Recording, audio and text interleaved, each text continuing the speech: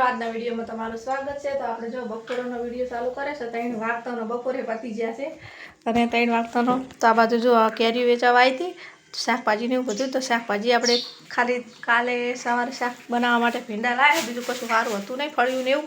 આ બાજુ કેરીઓ લાવ્યા, ધરતી કાચી નીકળી, ધરતી પાકી નીકળી ને અમારી દિશુબેન ખાશે। અમારી દિશુબેન આજ હવારના નાયા નહીં। દિશુબેન કે હું મારા પપ્પા ભેગી નહીશ, એટલે એના પપ્પા હોજે આવશે કોમેથી ને એના પપ્પા ફોન કરે ને તો દિશુબેન અમારે એના પપ્પા જોડે જ હતો, તો એના પપ્પા જોડેથી હવે આવ્યા છે। તે હવે તારી કેરીઓ ખાઈ છે। આ બાજુ જો આપણે હા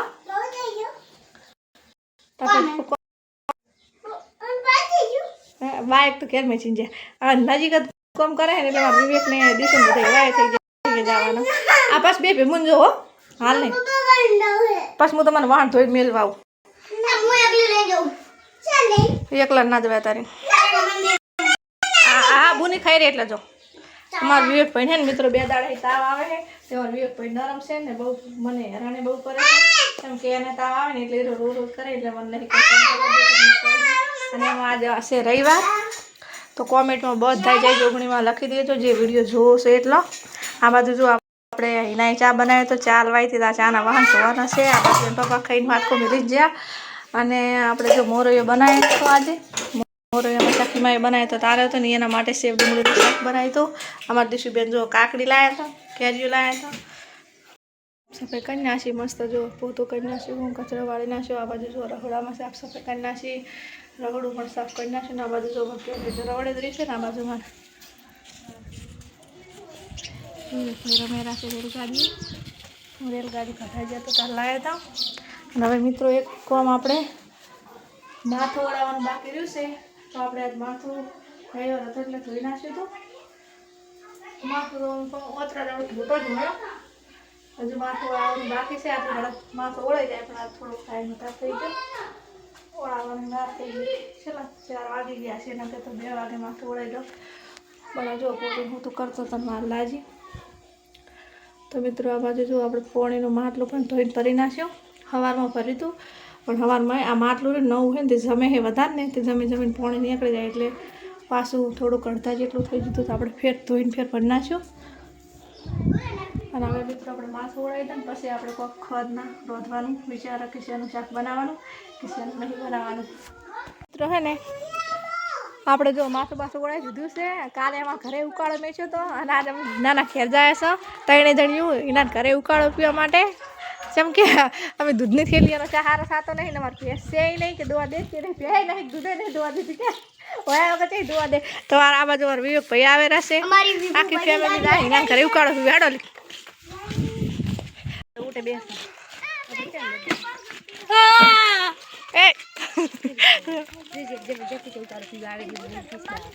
શક્ય હતી મુકેશ કે કાલ તો જબરજસ્તી પીજે આજે રાયણ વાવે છે ભાવ કાપ કરી આ રહ્યું અમારે હિનાનું ઘર। મિત્રો ના જોયું તો જોઈ લેજો, અંદરથી કોક દાડો સ્પેશિયલ વિડીયો બનાવી અને બતાવીશ। પાસે અમારે ઘેર લેબુડી જો લેબુ છે મસ્ત મસ્ત વળી છે, મોટા મોટા ઘણા બધા આવ્યા હતા પણ કાયમ આખી અમારે આટલી ફેમિલી કાયમ લેબુ વપરાશ થાય અમારે। આ ઓબર કેરીઓ આવશે ત્યારે તમે ખાવા આવજો બધા કે વિડીયો જે અમારા વિડીયો લાઈક કરશે ચેનલને સબસ્ક્રાઈબ કરશે એને કેરીઓ મળશે। આ બાજુ જો અમારે હિનાનું ઘર,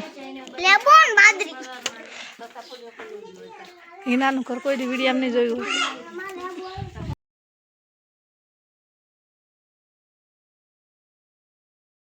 આમ કરવાનું પેલા કહેતા હોય ને હવે હવે મને નહીં ખબર હો। હા જો તો 2 દાડે જુઓ અમે દવા વિવેક કોઈને પાવાશો, કાલે જ રાધનપુર લઈ જતો એટલે કાલની દવા પાવા ને એટલે અત્યારે તો ઘણો ખરો ફેર છે, પોતે રમે છે ને રમતા તો નહીં બિલકુલ નહીં, હોવાનું ચાલુ જ ખાટલા પડ્યા એ નળી મોઢામાં જતી રહ્યા તો પાણી પીવાથી। આ બાજુ જો મારી દિશુબેન રમેકડો રમણ મને નાસ્તી તો અને આ કેરીઓ ખાઈ દો, આવી તમારે કેરીઓ ખાવાની હોય।